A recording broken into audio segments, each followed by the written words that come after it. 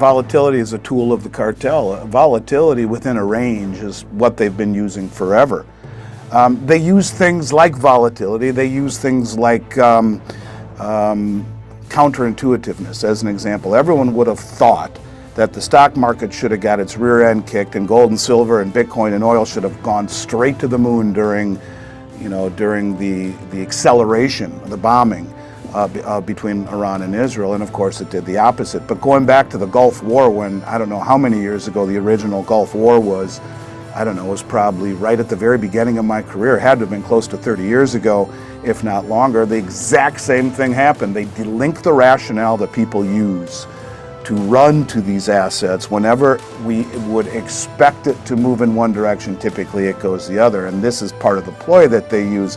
But volatility is another. They use volatility within a range to keep people on the sidelines. The kingdom has surpassed China to number 2. And as Vince Lancia said, it's like two drunk guys holding each other up. You have, one broke nation buying the debt of another broke nation. And it's silly when you think that. And if you really do believe that a country as small as the Cayman Islands is using over 15% of their entire national budget to buy our treasuries, I have a bridge to sell you. And that's why, again, I bring up Jim Willie again, and his take is that the Federal Reserve is paying under the table to these countries to buy our treasuries. Now, could it be?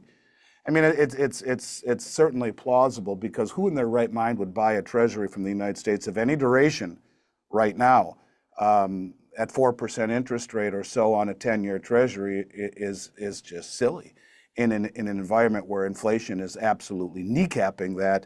And this is why you get the lies coming out of the CPI or out of the Bureau of Labor Statistics, namely the CPI, which tell us that inflation is under control, yet it's a different number than my grocery bill is telling me, than the restaurant bill is telling me, than the tuition bill is telling me, than the insurance bill is telling me. But I thought that inflation was under control. Well, no, I think it's a stated goal of the Bureau of Labor Statistics to not be honest with us for reasons such as this.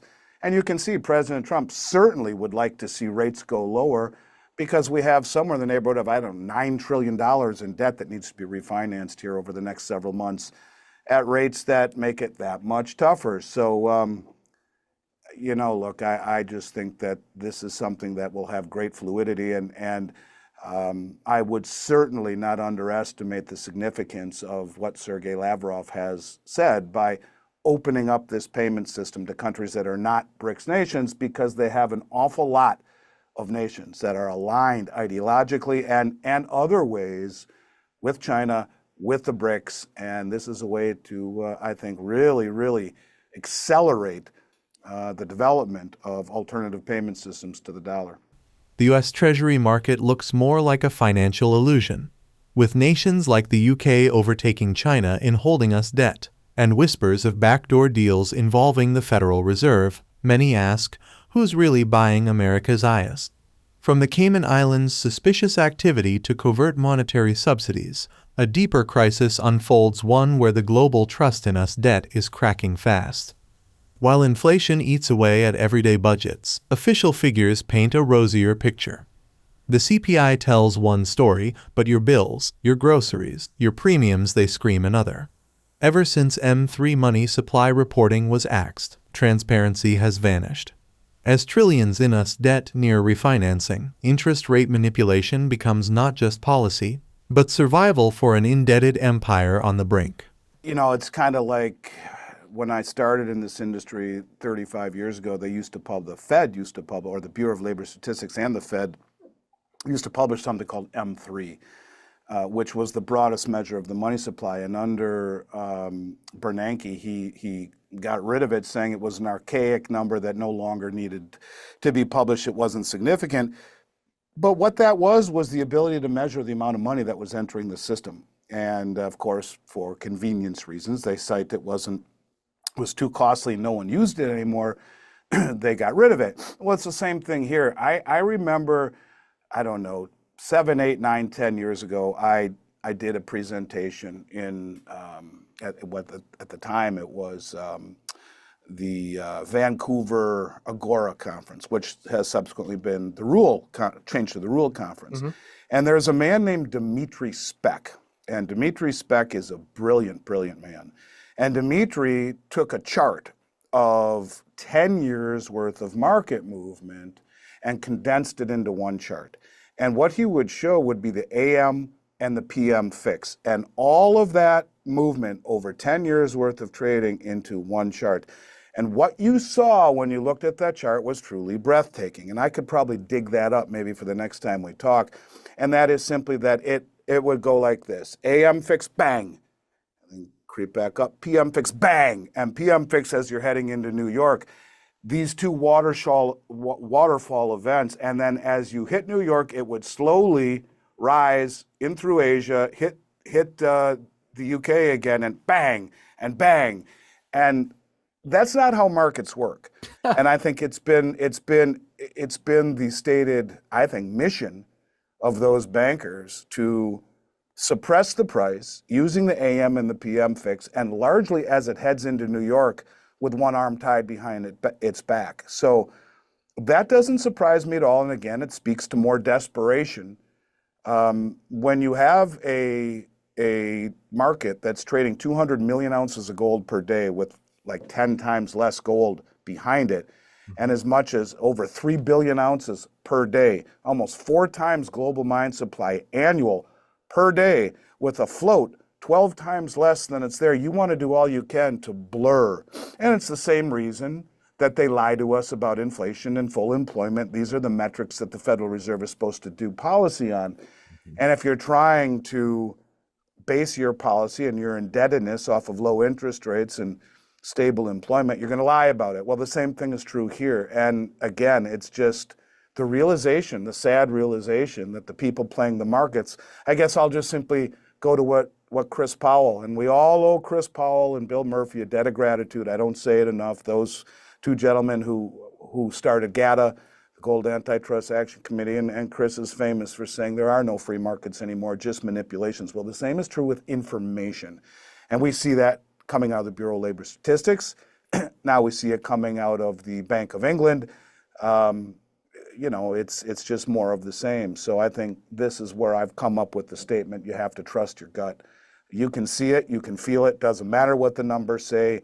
They're caught and they're afraid. And that's why the Bank of England, or the European Union, the European Central Bank, has come out and said that the gold demand, the gold market, is actually a threat to the entire global financial system.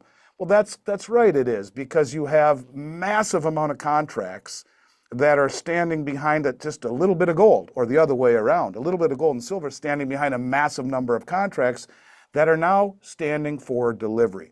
This is what he's talking about. It's another way of saying, yeah, we got caught with our hand in the cookie jar. And so they're going to do all they can to blur that information from anyone who's trying to figure out a strategy. Doesn't surprise me one bit. The M and PM gold fixes show suspiciously repetitive patterns, sharp drops, then slow recoveries daily, for years. Charts from analysts like Dmitry Speck expose this rigged rhythm. Massive daily trades far exceed global gold supply, confirming the manipulation thesis. It's not just gold volatility is weaponized, misleading the public, deterring safe haven interest, and protecting a fragile fiat system clinging to power. While Main Street pours into stocks like Nvidia, Wall Street giants quietly exit. Retail holds record equity exposure. Institutions dump billions weekly.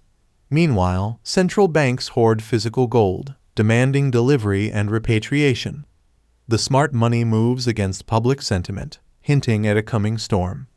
In this silent tug-of-war, volatility is camouflage, and the monetary reset is already in motion. Volatility is a tool of the cartel. Volatility within a range is what they've been using forever. They use things like volatility. They use things like counterintuitiveness. As an example, everyone would have thought that the stock market should have got its rear end kicked, and gold and silver and Bitcoin and oil should have gone straight to the moon during the acceleration of the bombing between Iran and Israel. And of course it did the opposite. But going back to the Gulf War, when I don't know how many years ago the original Gulf War was, I don't know, it was probably right at the very beginning of my career. It had to have been close to 30 years ago, if not longer. The exact same thing happened. They delinked the rationale that people use to run to these assets. Whenever we would expect it to move in one direction, typically it goes the other. And this is part of the ploy that they use. But volatility is another. They use volatility within a range to keep people on the sidelines and to delink the rationale that we've all grown up into believing that gold and silver are tools or safe haven tools to protect our wealth and our finances in periods of uncertainty and chaos. Well, that's cartel 101.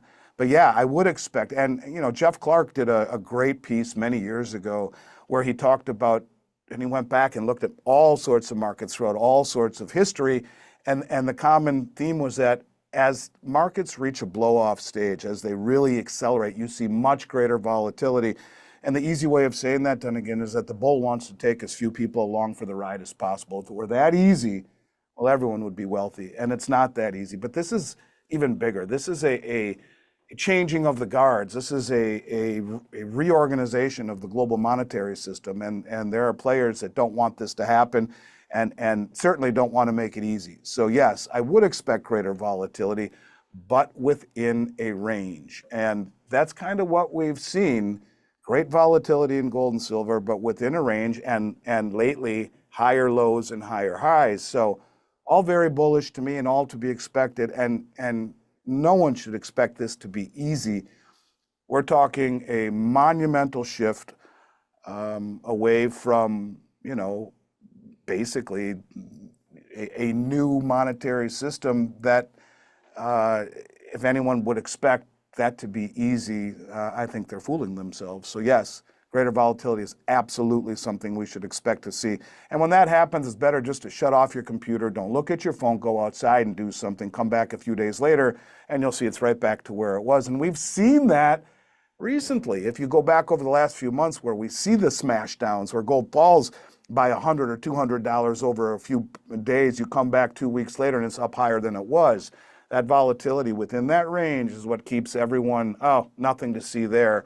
I'll move on and go back to my risk-on trade like NVIDIA and Bitcoin, where you have the largest retail allocation to equities ever in the history of the stock market. At the same time, we've been seeing on average $2 billion worth of sales by the institutionals every week since beginning of June, and a continual selling since the beginning of the year by the institutionals. So you have the biggest money in the world fleeing, selling into strength that is a byproduct of mom and pa retail all in on equities. Now, what could go wrong there? At the same time, you have the inverse of that in the gold market. The biggest money in the world accumulating, standing for delivery, and repatriating, as the ma and pa is all in stocks and doesn't even know a gold coin when it falls on their feet. So my point is that if you believe that the institutional traders will be wrong on both sides, well, more power to you. It's been my experience that the institutional traders aren't just the wealthiest, they're the most well-informed. And I think that's something people should think about for a moment. Massive participation in equities, not much in the way of commodities for the retail, massive positioning in commodities, including deliveries off the exchange and repatriation by the banks and the central banks, and the lowest continual low allocation to equities and selling huge amounts every single week since the beginning of the year into that environment. What could go wrong? So that's that volatility as well. But the people who are pulling the strings, they know the playbook, and they're moving out, like Warren Buffett, as the public's moving in, and the same exact thing is happening in reverse in the commodity market.